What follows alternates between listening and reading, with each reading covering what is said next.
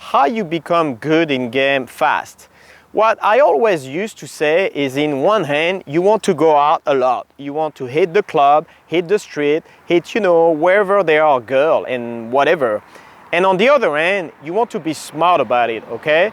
So what I want you to do in the field is have a good vibe, approach a lot, don't get into your own head. But once you get at home, you want to be in a logical space. Once you get at home, what I personally do and what I tell the bootcamp student all the time is put out a Word file, like a notepad, call it night's evaluation. And in that Word file, you're going to break it down your night. Something that every coach in RSD, including like Jeff, does it too. This is like, personally, I do it with a three-way system. I write in this Word file what I did right tonight. What was good? That would be stuff like I did a lot of good vibing, I have a good calibration, nice eye contact, my physical game was on point, or whatever was on the top. The second point is what I did not do so well. This would be stuff like, I didn't even have killer instinct for a pull. I didn't screen very well for logistic right away. I wasn't focused enough or wasn't fun enough.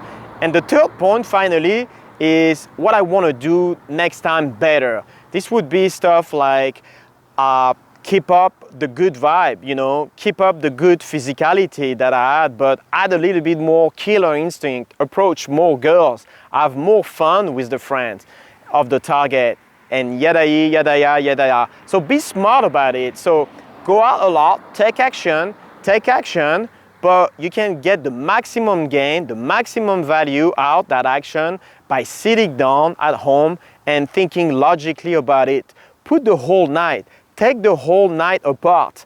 Okay, this part was pretty good, I'm going to keep that. The part that was not so good, I need to work on that, and this way, when you go out and sleep after a great night, your brain is a lot more organized and you can structure what exact point needs to be worked on.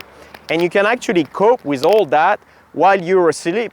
And that way you're going to have a lot better overview, and you keep working on that, and keep working until the next day, the next week, over the course of the next month. And that's how you get better. Also, I've been talking about it during bootcamp, and no one kind of like touched it, like from what I've seen, but it's true. Like me, the guys, they are just like dabbling around.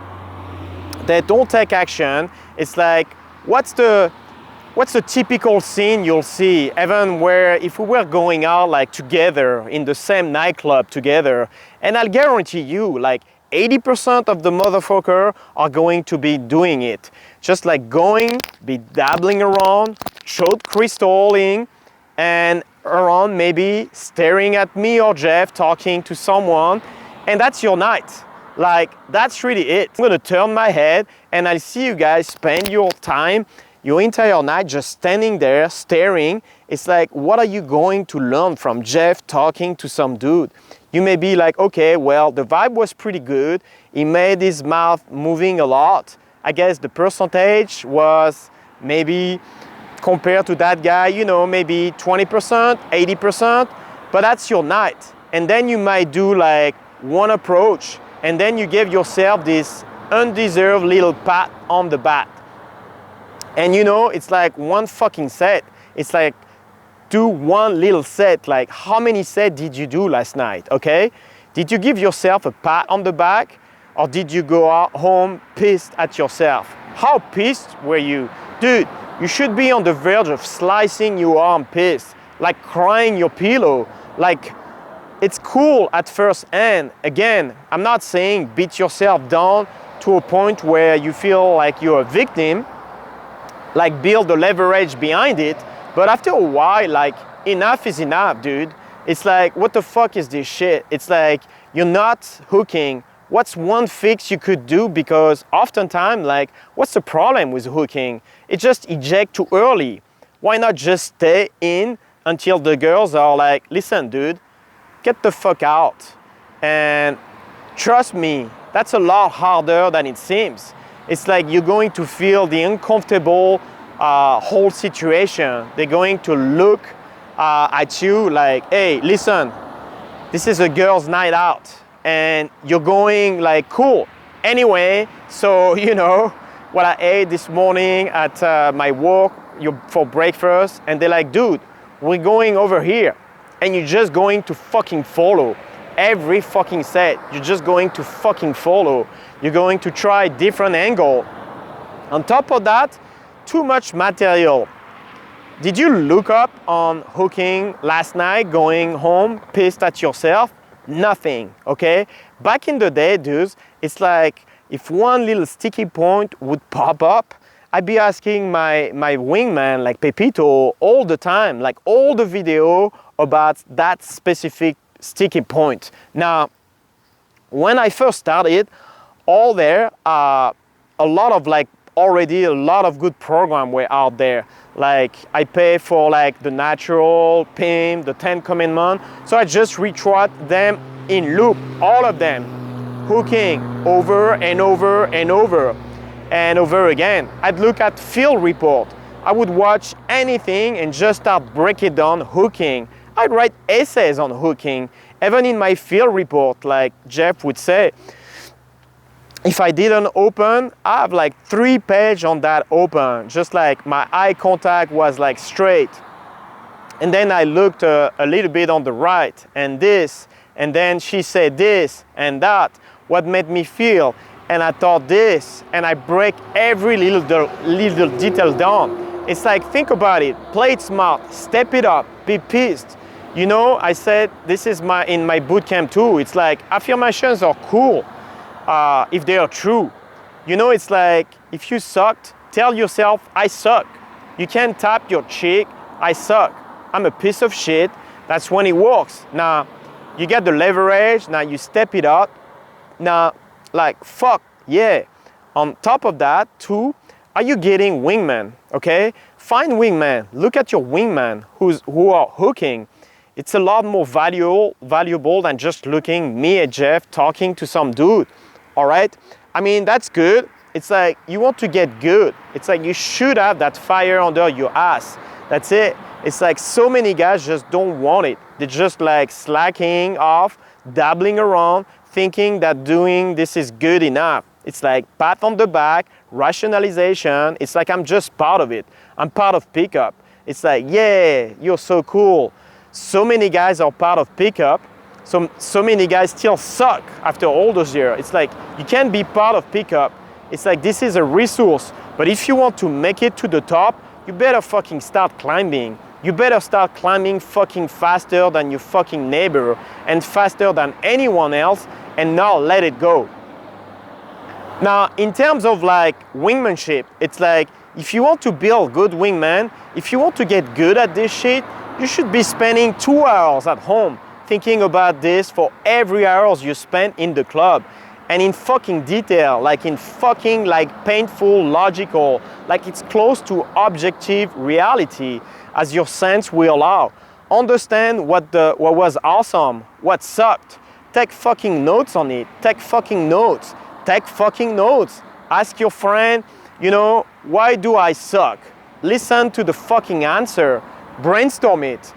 Again and again and again, like build a fucking flow chart. Like if we had to do that again, if I were like putting in a situation and again build 20 fucking things of a flow chart of, you know, I could have done this differently, this differently, this differently, and you know, next note in the flow chart, this different, this different. You gotta be thinking about this shit.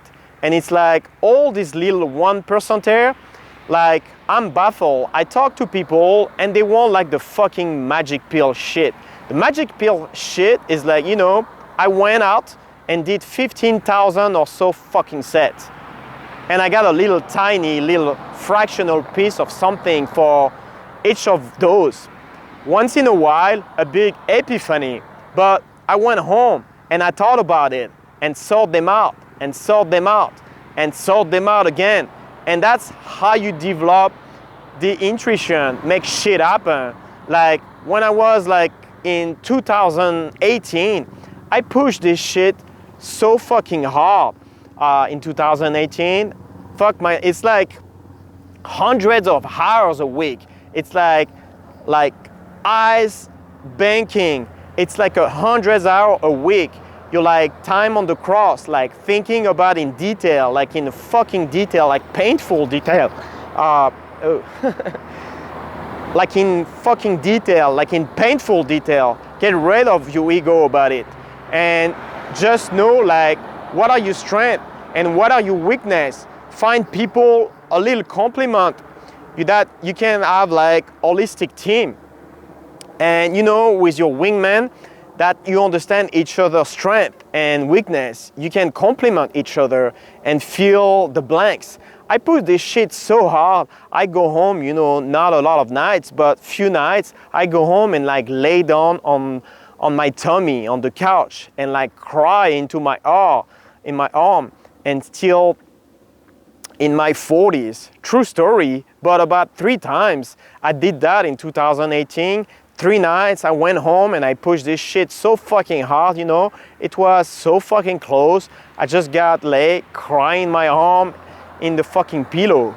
But even that, I know like the next day, I knew I was gonna go out again the next day, tomorrow. I thought about it in detail. I stay up in the fucking 7 in the morning thinking about this shit. I pushed it so hard, I pushed it harder. I never had like a moment where I thought, well, I'm just going to stop. I can't do it. I never had a moment where I thought, I can't do it. In 2018, 19, I fucked so many girls in those 2 years. Some of my friends still remember and talking about it years later.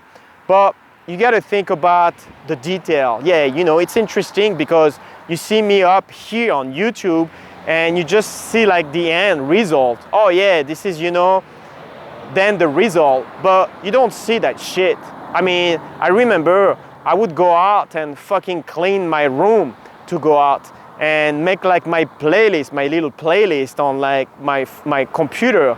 And then if I didn't pull, I'm like, God damn it, or even like a really close pull and got stolen from me and shit. Like, man, that fucking breaks your fucking heart, you know? And I come home like this and you're not getting better. People are laughing at you. You're just fucking a dumbass in the club. But you know what? I don't give a shit, because what's the alternative? Continue being a fucking show? Like, I don't care. Like, defiance is just what's going to spur you on those moments. Now, on the other hand, a lot of time people come up to me also and they're like saying things like, hey, Bryce, how do you get good at game? And my answer will be shit. Like, if I'm like in a good mood, I may be like, how to get good at game? How to get good is sucking a fat dick. And they're just like, what the fuck? You know, and then I might tickle them, right? And I start like playing, tickling with them, and then like, what the fuck? And I fuck with them. But you know what?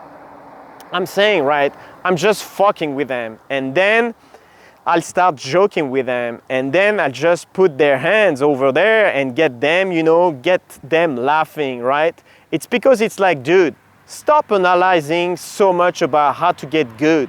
Like, one part is the hardcore analysis, like I just talked about, all this analysis, deep work, staying late at night, break it down, logical, which I've done. Like, you can imagine, right? Like all those like video, hundreds of video on YouTube, and why not? I made like a whole program online, and I've been teaching game for years and years. So I have analyzed it. All this is great and part of this analysis, but big part of it is the mood. What do girls want more in a club? Confidence or even fun, you know? High status or fun? The funny thing is, I think that women respond to fun even over things like high status or confident, which are so high on their fucking list. But fun is so fucking huge.